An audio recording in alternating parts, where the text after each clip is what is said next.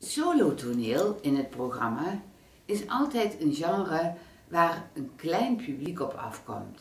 Dat is helemaal niet erg, want juist omdat het solotoneel is, geeft het iets heel bijzonders en intiems. Een van de fantastische acteurs op dat gebied is Debbie Petter.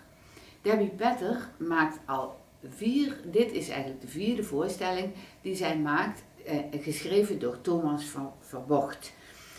Zij is in staat om het publiek mee te nemen en in een verhaal waar je als het ware ingezogen wordt. Deze voorstelling heet In mijn hoofd. En in mijn hoofd zit zij alleen op het podium te vertellen over haar man die liegt. En dat zijn geen leugentjes om bestwil, maar dat zijn echte grote leugens. De manier waarop Debbie dit doet en uiteindelijk ook vertelt van, liegt hij nou echt? Of wat is het nou eigenlijk? Hij wil zich laten behandelen. En heeft hij zich nou echt laten behandelen? Nou, die ontknoping zullen we meekrijgen in dat verhaal, In mijn hoofd.